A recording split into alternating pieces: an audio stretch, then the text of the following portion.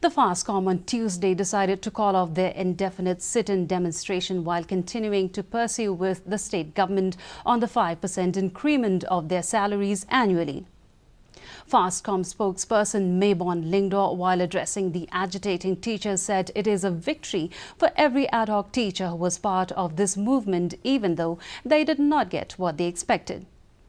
According to him, this struggle is not only about the enhancement of the salaries. He said that this is a movement to change the face of the education system in the state.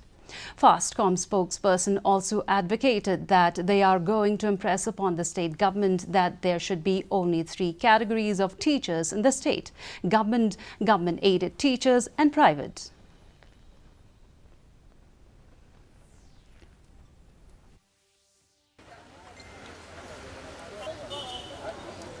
From the very start of this agitation, for me, this agitation is not just about money.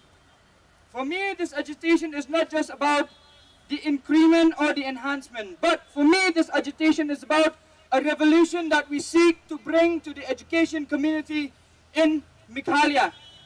I have that in Meghalaya now, from now on, we should have only 3 different sets of teachers. One is the government, the second is the aided, and the third is the purely private.